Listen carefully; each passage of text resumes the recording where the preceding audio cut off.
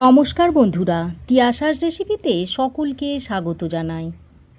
আজ হাজির হয়েছি সর্ষে ও বাদাম দিয়ে পটলের একটা দুর্দান্ত স্বাদের নিরামিষ রেসিপি নিয়ে, যেটা গরম ভাতের সঙ্গে খেতে দুর্দান্ত লাগে। আর ঘরে থাকা সামান্য কিছু উপকরণ দিয়ে রেসিপিটা আপনারা ঝটপট খুব কম সময়ের মধ্যে বানিয়ে নিতে পারবেন। তো আসুন দেখে নেওয়া যাক এই দুর্দান্ত স্বাদের নিরামিষ পটলের রেসিপিটা। চিনেবাদাম ও সর্ষে দিয়ে পটলের রেসিপিটা বানানোর জন্য এখানে আমি 5টা পটল নিয়েছি। পটলের গাগুলোকে আমি এইভাবে একটু চেঁচে নিচ্ছি। আমি কিন্তু পটলের খোসাটা বাদ দিচ্ছি না। পটল থেকে পটলের পাতলা যে খোসাটা আছে সেটাকে চেঁচে এভাবে ফেলে দিচ্ছি। এভাবে ফেলে দিলে কি হবে, পটলটা রান্নার পর আর চুপসে যাবে না বা নেতিয়ে যাবে না। দেখুন, পটলের উপরের পাতলা খোসাটা আমি চেঁচে ফেলে দিয়েছি। এবার আমি পটলের দু মুখটা কেটে বাদ দিয়ে ফেলে দিচ্ছি। তারপর এইভাবে লম্বালম্বি পটলটাকে দু ভাগ করে নিচ্ছি।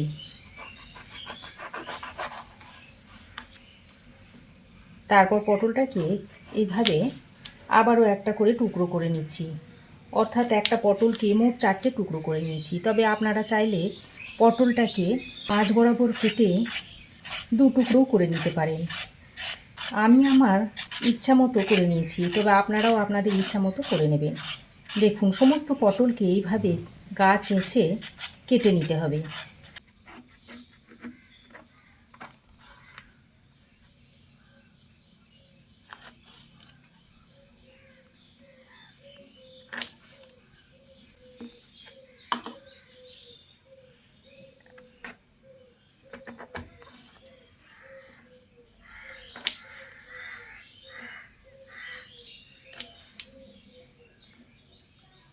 দেখুন, সমস্ত পটলের গা চেঁচে আমি পটলগুলোকে কেটে নিয়েছি। কেটে আমি পটলগুলোকে একটা পাত্রে তুলে নিচ্ছি।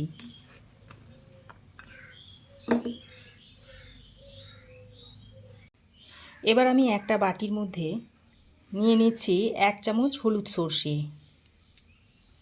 এই হলুদ সর্ষেটাকে একটু জল দিয়ে ভিজিয়ে রেখে দিচ্ছি।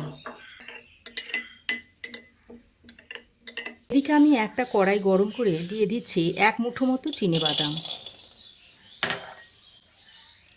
এবার চিনেবাদামটাকে নেড়ে চেড়ে ভেজে নিতে হবে। অনবরত নাড়াচাড়া করতে করতে যখন দেখবেন চিনেবাদামের মধ্যে ফাট ধরতে শুরু করেছে আর বাদামটা থেকে একটা সুন্দর গন্ধ ছাড়তে শুরু করেছে, সেই সময় চিনেবাদামটাকে নামিয়ে নিতে হবে।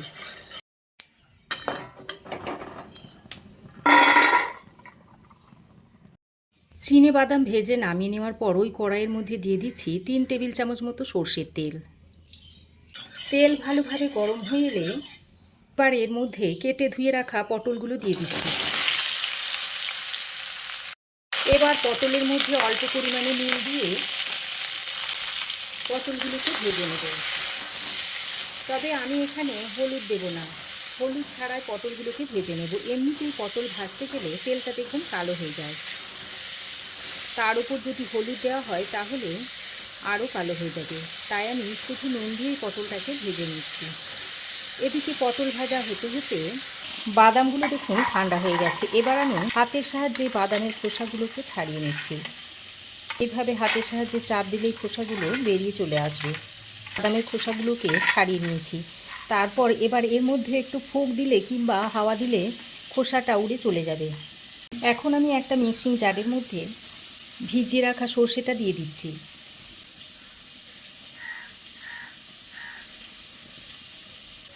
আর যে চিনেবাদামটা ভেজে রেখেছিলাম সেটা এর মধ্যে দিয়ে দিচ্ছি। সঙ্গে 2টো কাঁচা লঙ্কা দিয়ে দিচ্ছি। তারপর অল্প একটু জল দিয়ে আর অল্প একটু নুন দিয়ে এর একটা মিহি পেস্ট তৈরি করে নিতে হবে।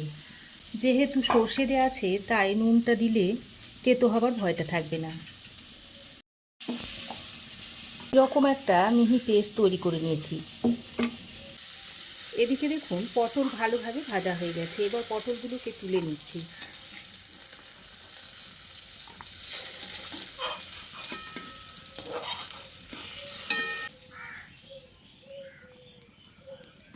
পটল ভেজে তুলে নেওয়ার পর যে তেলটা কড়াইয়ের মধ্যে রয়েছে তার মধ্যে একটা বড় সাইজের কুচনো পেঁয়াজ দিয়ে দিচ্ছি। পেঁয়াজটা দিয়ে ভালো করে নেড়ে চেড়ে ভেজে নিতে হবে। তবে পেঁয়াজটা খুব বেশি ভাজার দরকার নেই, হালকা একটু ভাজলেই হবে। দেখুন পেঁয়াজ হালকা করে ভেজে নিয়েছি। এবার এর মধ্যে দিয়ে দিচ্ছি একটা মিডিয়াম সাইজের টমেটো পেস্ট। টমেটোর পেস্টটা দিয়ে পেঁয়াজের সঙ্গে নেড়ে চেড়ে ভালো করে মিশিয়ে নিচ্ছি। আমি এর মধ্যে দিয়ে দিচ্ছি স্বাদ মতো নুন। নুন আমি যেহেতু পটল ভাজার সময় আগেও দিয়েছি, তাই সেই বুঝে নুনটা দিয়ে দিলাম। এবার দিয়ে দিচ্ছি হাফ চামচ মতো হলুদ গুঁড়ো, হাফ চামচ দিয়ে দিচ্ছি কাশ্মীরি লঙ্কার গুঁড়ো, আর হাফ চামচের থেকে একটু কম দিয়ে দিচ্ছি ঝাল লঙ্কার গুঁড়ো। গুঁড়ো মশলাগুলো দিয়ে এবার সব কিছুকে একসঙ্গে ভালো করে নেড়েচেড়ে মিশিয়ে নিচ্ছি। তারপর দেখুন গুঁড়ো মশলাটাকে দিয়ে প্রায় 2-3 মিনিট সময় ধরে মশলাটাকে ভালো করে কষিয়ে নিতে হবে।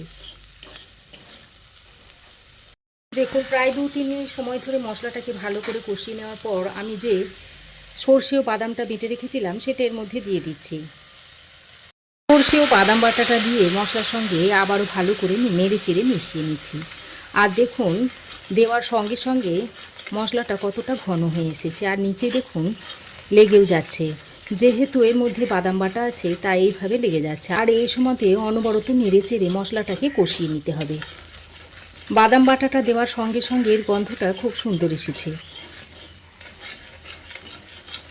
দেখুন মশলাটা বেশ খানিকক্ষণ কষিয়ে নেওয়ার পর মশলাটা দেখুন নিচে থেকে লেগে লেগে আসছে, আর মশলা থেকে তেলটাও ছাড়তে শুরু করেছে। ঠিক এই পর্যায়ে মিক্সির বাটি ধোয়া জলটাও দিয়ে দিচ্ছি।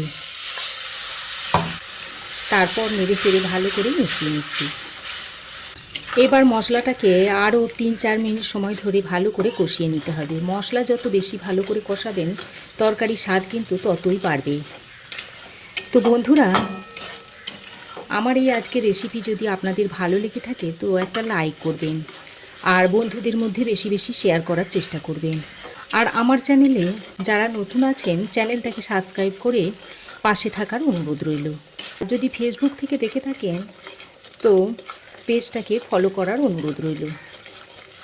দেখুন মশলা খুব ভালোভাবে কষিয়ে নিয়েছি। এবার আমি ভেজে রাখা পটলগুলো এর মধ্যে দিয়ে দিচ্ছি।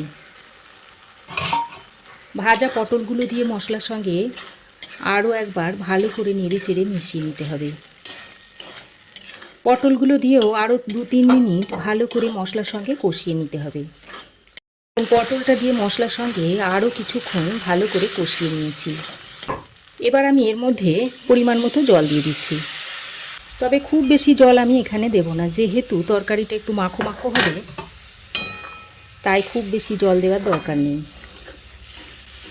জলটা দিয়ে পটলের সঙ্গে ভালো করে নেড়ে চেড়ে মিশিয়ে নিচ্ছি। জলটা দিয়ে পটলের সঙ্গে ভালো করে নেড়ে চেড়ে মিশিয়ে নিয়ে এবার ঢাকা দিয়ে 4-5 মিনিট মতো রান্না করে নিচ্ছি। 3-4 মিনিট ঢাকা দিয়ে লো টু মিডিয়াম ফ্লেমে পটলটাকে রান্না করে নিয়েছি। তারপর ঢাকাটা খুলে একবার ভালো করে নেড়ে চেড়ে নিচ্ছি। এবার আমি এর মধ্যে 2টো চেরা কাঁচা লঙ্কা দিয়ে দিচ্ছি। তারপরে আবারও একবার হালকা হাতে মিশিয়ে নিচ্ছি। এইভাবে শেষের দিকে যদি চেরা কাঁচা লঙ্কা দেওয়া হয় তরকারির মধ্যে তাহলে এর ফ্লেভারটা খুব সুন্দর হয়। দেখুন চেরা কাঁচা লঙ্কাটা দিয়ে ভালোভাবে নেড়ে চেড়ে মিশিয়ে নিয়ে আবারও ঢাকা দিয়ে 2 মিনিট মতো রান্না করে নিচ্ছি। আরও 2 মিনিট ঢাকা দিয়ে আমি রান্না করে নিয়েছি। তারপর ঢাকা খুলে আরও একবার নেড়ে চেড়ে নিচ্ছি। আর দেখুন রান্না প্রায় একেবারে হয়েই এসেছে। এবার একেবারে শেষের দিকে আমি অল্প একটু চিনি দিচ্ছি। এই তরকারিতে অল্প একটু চিনি দিলে খেতে বেশ ভালো হয়। তবে যাদের চিনি খাওয়া বারণ আছে আর যারা একেবারেই চিনি পছন্দ করেন না তারা এটা স্কিপ করতে পারেন। চিনিটা দিয়ে আবারও তরকারির সঙ্গে ভালো করে নেড়ে চেড়ে মিশিয়ে নিচ্ছি। আর তরকারিটা দেখুন একেবারে রেডি হয়ে গেছে। এটা আপনারা রুটি, পরোটা, ভাত সব কিছুর সঙ্গেই খেতে পারবেন। এতে আমি খুব কমই তেল ব্যবহার করেছি, তবুও দেখুন কতটা তেল ভেসে উঠেছে। এটা বাদাম দেওয়ার কারণে এই তেলটা ভেসে উঠেছে। এবার আমি এই সর্ষে বাদাম দিয়ে পটলের রেসিপিটা একটা প্লেটের মধ্যে পরিবেশন করে দিচ্ছি। তো রেসিপি কেমন লাগলো অবশ্যই কমেন্ট করে জানাবেন। ভালো লাগলে একটা লাইক ও শেয়ার করবেন। পাশে থাকা বেল আইকনটা অবশ্যই প্রেস করবেন। আর আমার চ্যানেলে নতুন বন্ধু হয়ে থাকলে প্লিজ চ্যানেলটা সাবস্ক্রাইব করার অনুরোধ রইল। আজ এ পর্যন্তই। আবার দেখা হবে নতুন কোনো রেসিপি নিয়ে নেক্সট এপিসোডে। সে পর্যন্ত ভালো থাকবেন, সুস্থ থাকবেন। ধন্যবাদ।